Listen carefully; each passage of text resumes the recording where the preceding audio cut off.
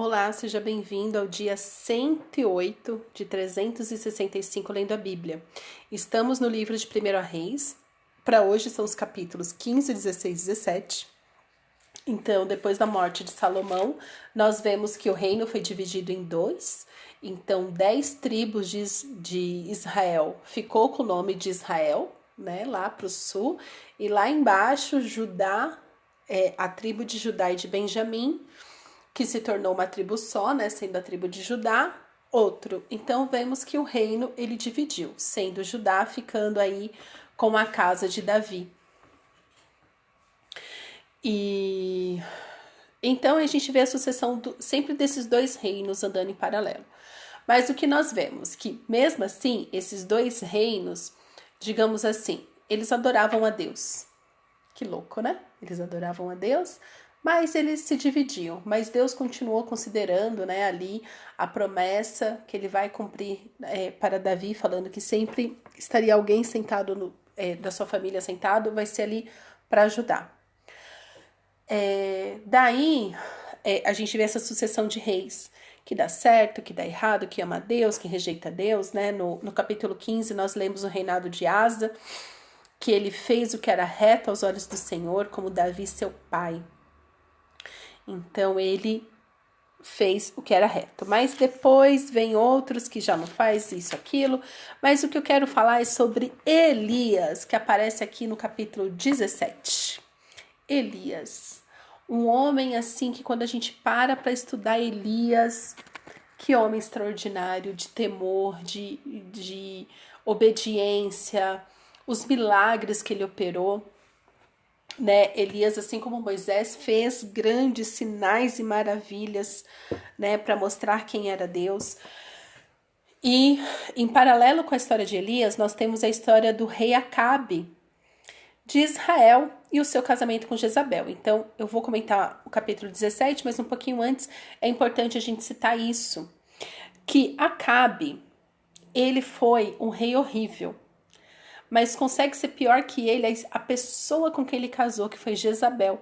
Tanto que lá em Apocalipse fala do espírito Jezabel, né? Um espírito imundo chamado Jezabel, que ô mulher perversa, ô mulher cruel. No capítulo 16, verso 29, nós lemos: Acabe, filho de Onri, começou a reinar sobre Israel no 38º ano do reinado de Asa, rei de Judá. E Acabe, filho de Onri, reinou sobre Israel em Samaria 22 anos. Acabe, filho de Onri, fez o que era mal aos olhos do Senhor, mais do que todos os reis que vieram antes dele.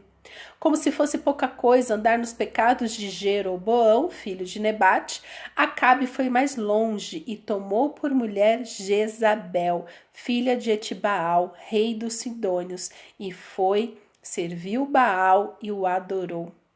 Levantou um altar a Baal no templo de Baal que tinha edificado em Samaria. Acabe também fez um poste da deusa Azerá, de maneira que cometeu mais abominações para irritar o Senhor, Deus de Israel, do que todos os reis de Israel que vieram antes dele. Então Acabe, ele teve a proeza de cometer mais abominações para irritar o Senhor do que todos os reis antes dele. Porque lembra do primeiro maior mandamento? Não terá outros deuses diante de mim. Em seus dias, o Betelita edificou Jericó, quando ele lançou os alicerces da cidade. Morreu Abirão, seu filho primogênito. E quando colocou os portões, morreu Segube, seu filho mais novo, segundo a palavra do Senhor, anunciada por meio de José, filho de Nun. Então, junto com essa história, nós começamos a ler a história de Elias. Por quê? Porque lá na frente a gente vai ver como que Elias matou todos os profetas de Baal. Que maravilha! Mas para chegar até lá, vamos começar aqui o capítulo 17, que fala: Então Elias, o tesbita, dos moradores de Gileade, disse a Acabe: Tão certo como vive o Senhor, Deus de Israel, a quem eu sirvo, não haverá orvalho nem chuva nos próximos anos, a não ser quando eu disser. Olha que ousadia, Elias, hein? Convocou uma seca. Então foram as palavras de Elias que trouxe a seca. Por quê? Porque Acabe, né? Então, gente, nada é por um acaso. Quando você começa a ler a Bíblia, estudar a Bíblia, que você começa a ver os ciclos, você vê que nada é por acaso. Lá em Deuteronômio, nós lemos também que se nós obedecêssemos ao Senhor, as chuvas viriam no tempo certo. Haveriam colheitas, colheitas fartas. Mas também nós lemos que por causa da desobediência viria o quê? A seca. Então o que a gente acabou de ler? Que Acabe, ele fez o que era abominável. Ele estava adorando a Baal. Ou seja, Elias profetizou, mas se concretizou por causa do quê? Das maldades que Acabe praticava. Por isso, meu querido irmão, minha querida irmã que está ouvindo isso, tenha o seu coração reto diante de Deus. Tenha certeza que você está realmente nos caminhos do Senhor para que nada de mal te aconteça. Então, Elias convocou essa seca como resposta à maldade de Acabe. E aí, na sequência, no verso 2 do capítulo 17, nós lemos: Então a palavra do Senhor veio a Elias dizendo: Saia daqui, vá para o leste e esconda-se junto ao ribeiro de Querite, nas mediações do Jordão. Você beberá a água do ribeiro, e eu ordenei aos corvos que sustentem você naquele lugar. Que extraordinário! Elias foi alimentado por corvos. Elias foi, então verso 5, veja bem, Elias foi e fez segundo a palavra do Senhor. Retirou-se e ficou morando junto ao ribeiro de Querite, nas mediações do Jordão. Os corvos, lhe traziam pão e carne. Que maravilha, hein? Onde eles pegavam, não sei, né? Mas eles traziam pão e carne pela manhã, bem como pão e carne ao anoitecer, e ele bebia a água do ribeiro. Mas passando alguns dias, o ribeiro secou, porque não chovia sobre a terra. Afinal, né, ele tinha convocado uma seca. Veja bem, Deus mandou. Este é o nosso Deus que te sustenta nas suas necessidades mais básicas.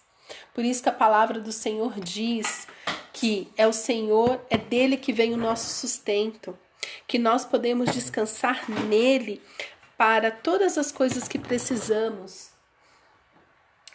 Lá na frente, no Novo Testamento, né, Deus fala: não se preocupe com o que comer ou com o que vestir. O seu pai, né, é Jesus que fala isso no Sermão do Monte. O seu pai sabe do que vocês precisam. Não ande ansiosos por coisa alguma. Por causa disso, Deus sustentou Elias. Tem noção que os corvos traziam pão e carne? Eu fico me perguntando, como que eles acharam esse pão? Porque carne é ok, né? De repente viu uma carne ali sobrando, eu trouxe carne para eles, né? Tipo, mas pão? Como que esses corvos fizeram pão para trazer para Elias? Mas Deus cumpriu a promessa do sustento que ele fez para Elias. Então, no momento de seca, no momento de desespero, Deus falou para Elias, Elias obedeceu. Se Elias não tivesse obedecido a Deus, ele não teria vivido este milagre. O milagre está em obedecer a Deus. Continuando, então a palavra do Senhor, então o ribeiro ali secou, né, onde ele estava bebendo água.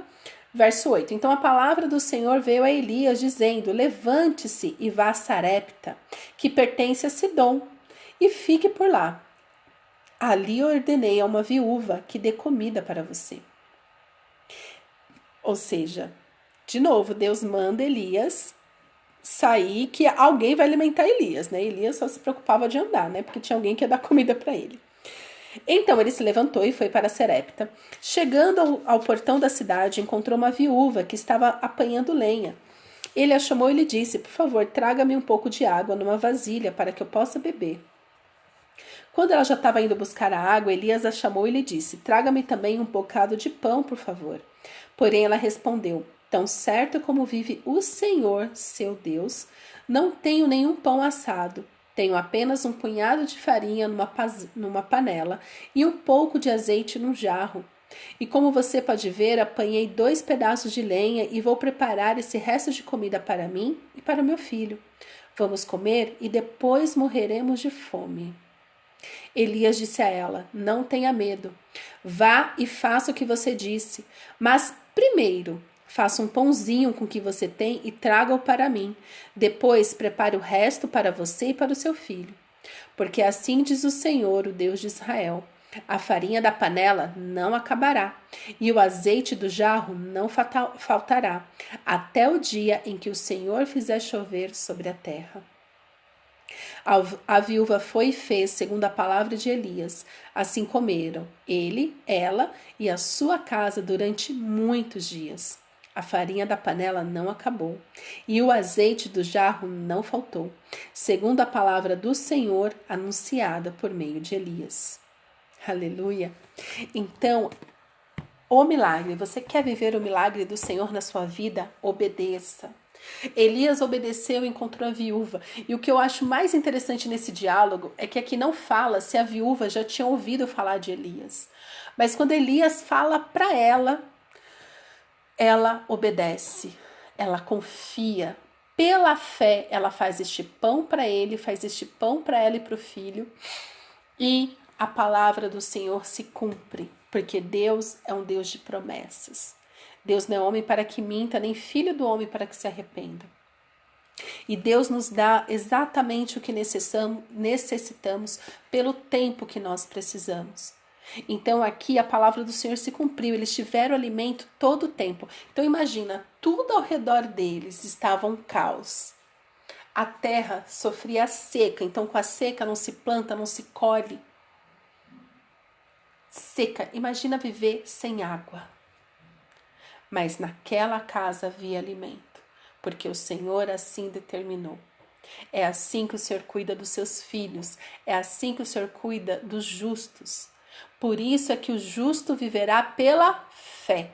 Nós vivemos pela fé, nós não vivemos do que vemos, porque o que vemos pode transtornar, pode detonar o nosso relacionamento com Deus. Mas quando sabemos quem é o nosso Deus, o Deus Todo-Poderoso, que é este Deus que nos sustenta, Deus não deixa faltar a farinha na nossa panela, nem o azeite na nossa botija. É Ele quem nos sustenta. Tudo que nós precisamos está no Senhor. Nos tempos muito bons e em outros tempos muito maus. Mas o Senhor é bom em todo tempo. E o Senhor cuida de quem é seu. O povo de Israel estava padecendo por causa da sua idolatria. Então eu já ouvi algumas pessoas falando assim: ai, eu não leio Bíblia, ai, tem muita história ruim, ai, tem muita guerra. A Bíblia revela a maldade do nosso coração. Tudo que eles viveram de ruim era uma resposta da própria escolha deles. É simples, ou é obediência ou desobediência. A regra do jogo é clara, eu já falei isso aqui outras vezes e vou continuar falando, porque você precisa entender. Nós viveremos pela fé. A fé em quem? No caráter de Deus, que é imutável. Deus é bom. Deus é bom o tempo todo, Ele é bom. Ele é rico em misericórdia. É Deus de amor, é Deus de paz, mas também é Deus de ira. Você não pode querer viver este milagre que Elias viveu, que essa viúva viveu e este filho da viúva viveu em tempos de caos, se você não tem uma vida reta diante do Senhor. Este é o X da questão. Se você quebra princípios, o princípio te quebra, porque é uma resposta.